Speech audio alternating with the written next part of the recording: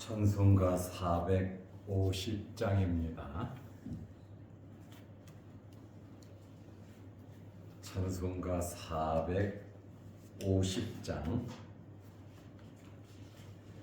내 평생 소원 이것뿐 주의 일하다가 이 세상 이별하는 날 주 앞에 가리라. 꿈같이 헛된 세상 일 취할 것 무엇냐. 이 수고함만 하여도 헛된 것뿐일세. 불같은 시험 많으나 겁내지 맙시다. 구주의 권능 크시니 이기고 남겠네.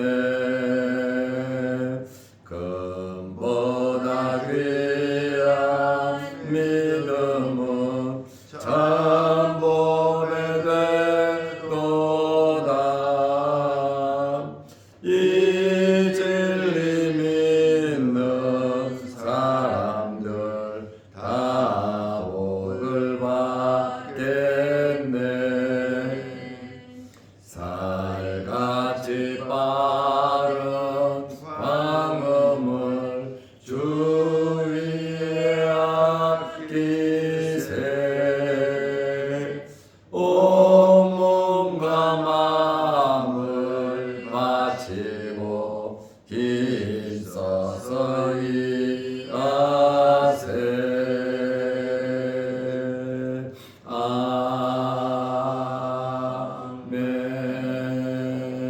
아멘. 사도신경으로 우리의 신앙을 고백하겠습니다. 전능하사 천지를 만드신 하나님 아버지를 내가 믿사오며 그 외아들 우리 주 예수 그리스도를 믿사오니 이는 성령으로 잉태하사 동정녀 마리아에게 나시고 본디오 빌라도에게 고난을 받으사 십자가에 못 박혀 죽으시고 장사한 지 사흘 만에 죽은 자 가운데서 다시 살아나시며 하늘에 오르사 전능하신 하나님 우편에 앉아 계시다가 저리로서 산 자와 죽은 자를 심판하러 오시리라. 성령을 믿사오며 거룩한 공예와 성도가 서로 교통하는 것과 죄를 사하여 주시는 것과 몸이 다시 사는 것과 영원히 사는 것을 믿사옵나이다. 아멘. 하나님의 말씀 요한복음 21장 6절에서 7절 말씀입니다. 이르시되 그물을 배 오른편에 던지라 그리하면 잡으리라 하시니 이에 던졌더니 물고기가 많아 그물을 둘 수 없더라. 예수께서 사랑하시는 그 제자가 베드로에게 이르되 주님이시라 하니 시몬 베드로가 벗고 있다가 주님이라 하는 말을 듣고 겉옷을 두른 후에 바다로 뛰어내리더라. 아멘. 7절 말씀까지 보았습니다. 예수님께서 밤새도록 고기 한 마리도 잡지 못했던 제자들에게 배 오른편에 그물을 던지라고 말씀하셨습니다. 제자들은 바다 안에서 고기 잡고 있었고 예수님께서는 바닷가에 서 계셨습니다. 요한복음 21장 6절에 이르시되 그물을 배 오른편에 던지라 그리하면 잡으리라 하시니 이에 던졌더니 물고기가 많아 그물을 둘 수 없더라. 제자들은 밤새도록 고기를 잡지 못했습니다. 그런데 지쳐있는 상태에서 허탕만 친 상태에서 또 던지라고 하는 것은 내 말을 듣고 한번 해보라는 거예요.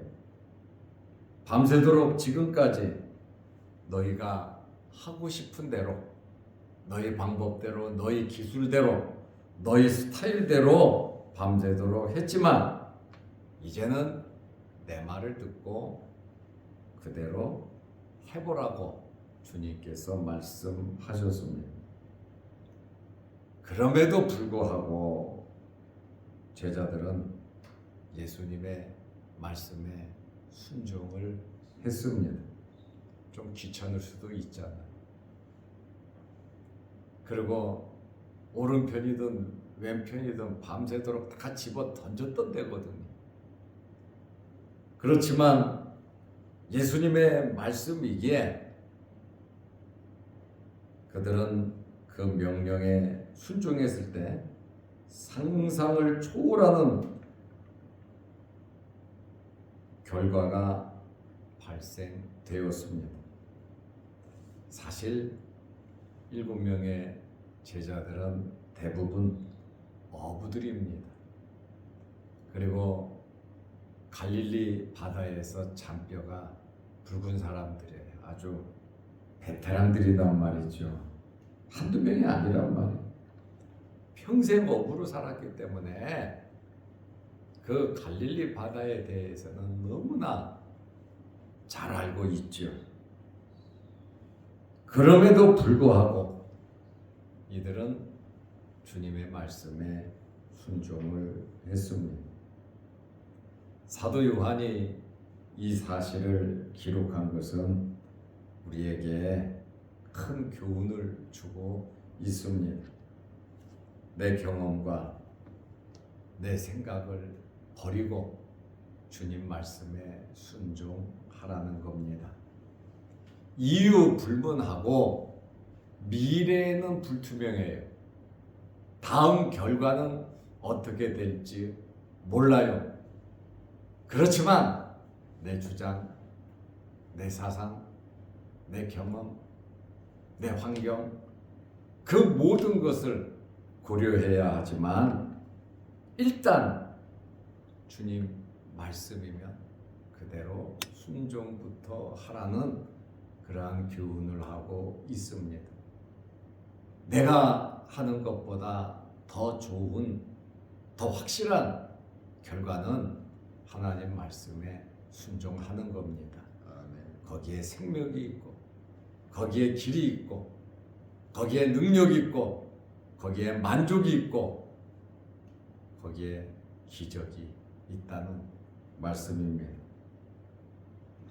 예수님의 명령에 즉각적으로 순종하면 놀라운 결과를 얻을 수 있다는 것입니다.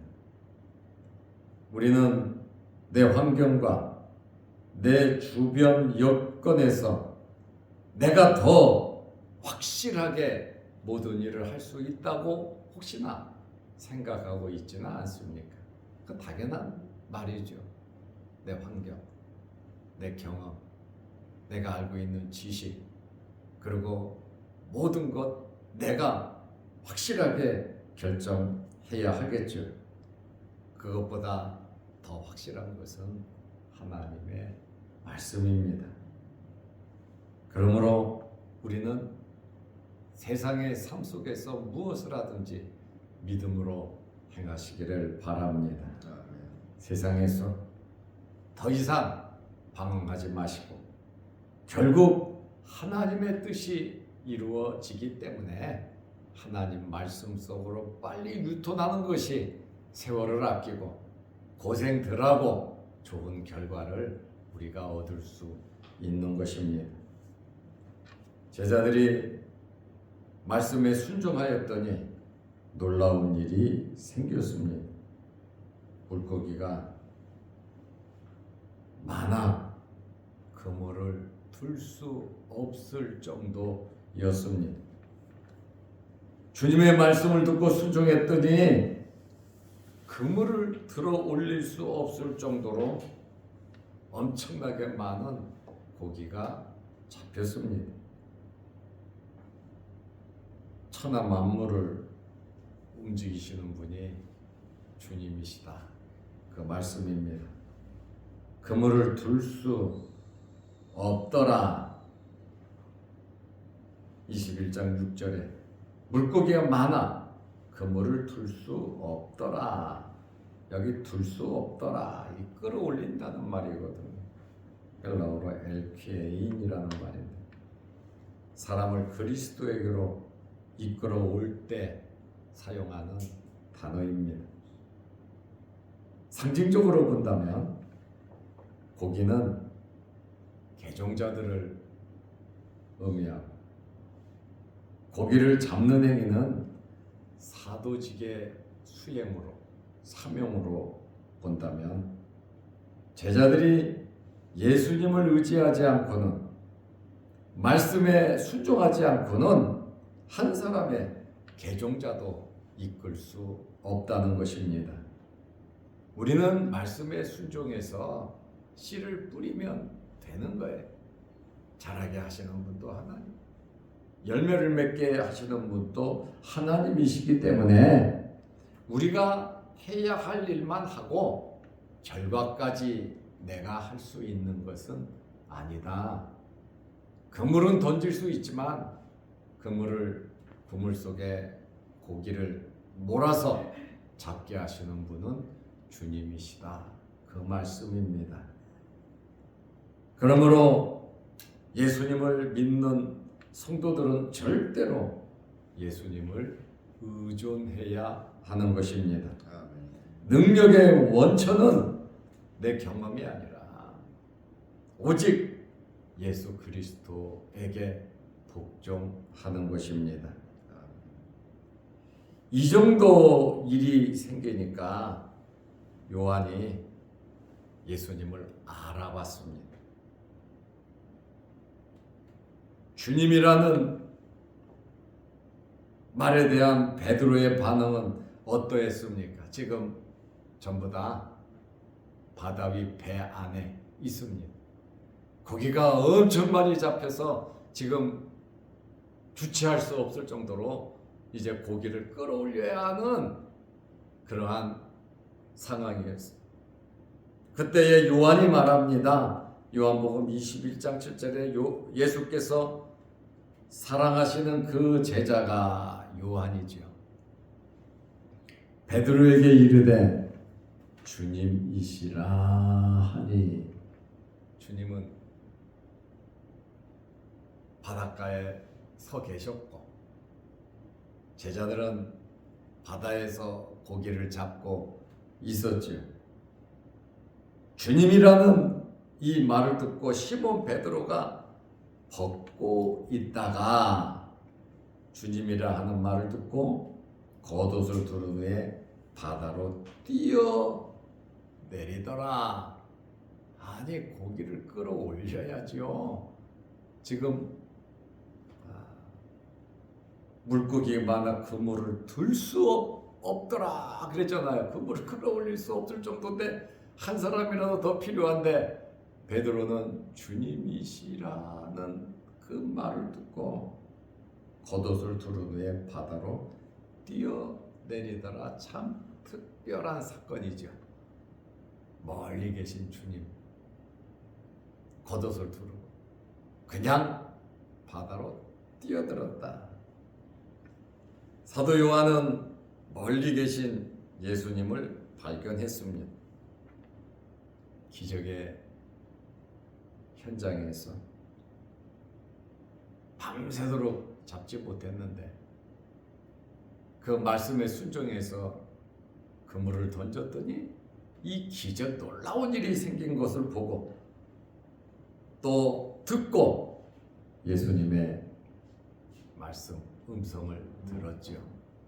3년 동안 함께 먹고 자고 있었는데 그 음성을 알아들은 사람은 사도 요한이었습니다.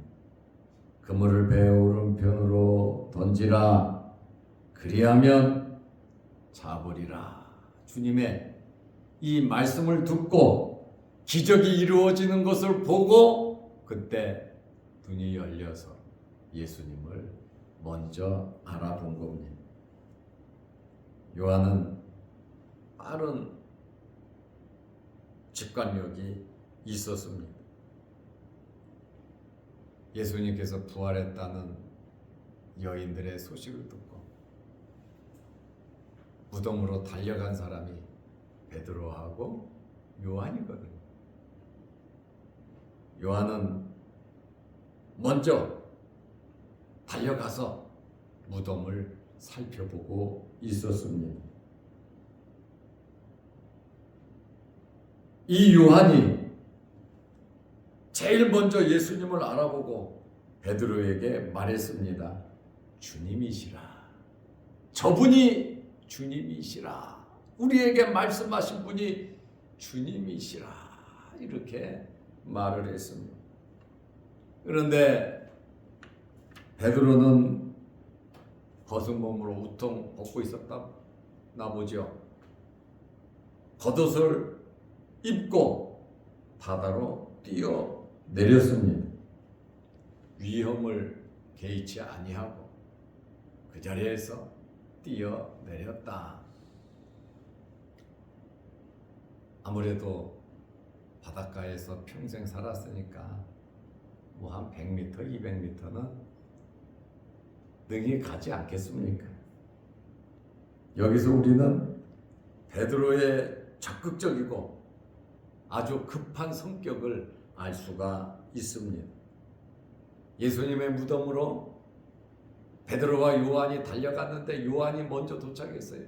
잘 살펴보고 있거든요. 그런데 좀 뒤늦게 베드로가 와가지고 베드로는 살피는 거 없어요. 그냥 무덤 안으로 직진입니다. 그냥 쑥 들어가 버렸습니다. 그러니까 요한도 하고 뒤따라 들어간 거예요. 그리고 보고 믿었다 이렇게 말하고 있거든. 베드로는 적극적이고 급한 성격입니다. 긍정적인 측면도 있고 부정적인 측면도 있습니다. 항상 어떤 성격이든지 무엇을 하든지 긍정적이고 부정적인 면이 있단 말이죠. 우리는 우리의 성격과 우리 자신들을 돌아보면서 부정적인 면은 최소화하고 긍정적인 면을 정말 아름답게 만들어갈 수 있는 삶을 살아야 합니다.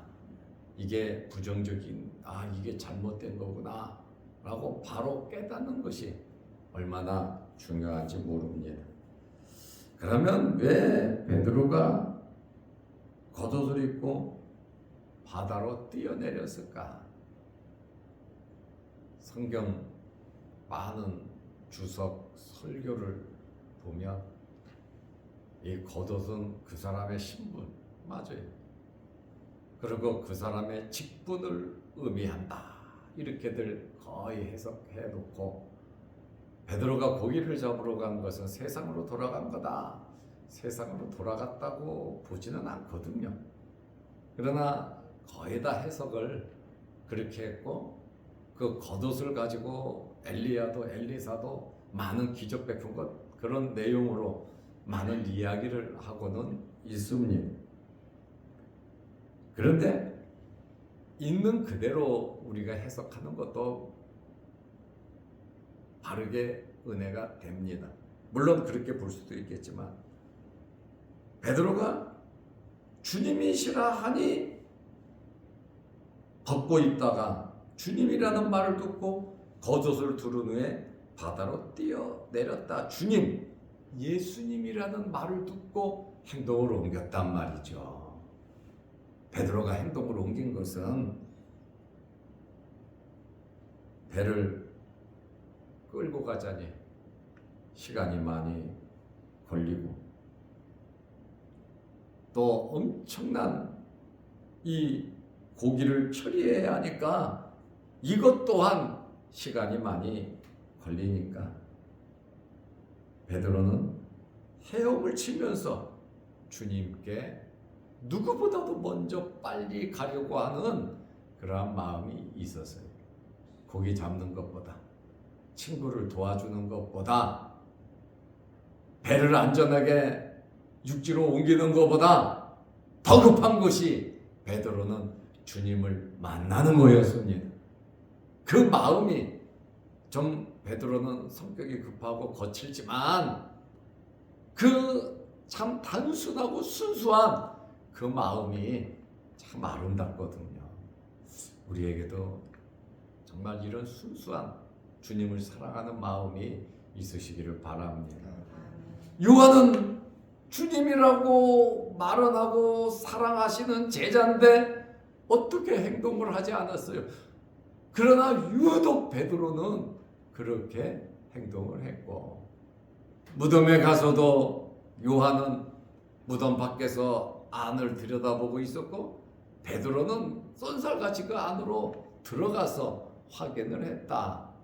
그러고 나서 요한이 들어와서 믿었더라, 이러한 말이 있거든. 우리 어디서 무엇을 하든지 남다른 이런 열심이 있으시기를 바랍니다. 그래야 또 확실하게 다른 사람들에게도 알려줄 수 있지 않겠습니까? 베드로가 예수님에 대한 마음이 어떠했는가를 여기에서 알 수 있습니다. 늘 마음속에 이 죄송한 마음, 약속을 했는데 끝까지 주님과 함께 하겠다고, 버리지 않겠다고, 주와 함께 죽을지언정 다른 사람은 다 주님을 부인해도 나는 그렇게 하지 않겠다고 맹세까지 했던 이 베드로가 예수님을 부인하고 저주하고 맹세하고 도망갔고, 예수님께서 부활하셨다 그래도 믿지 못했고 두려워했고, 자기 자신을 돌아보니까 주님 앞에 너무나도 부끄럽고 죄송한 것은 있지만 베드로의 마음속에는 늘 예수 그리스도께서 살아 계셨다는 것을 알 수가 있다, 그 말입니다.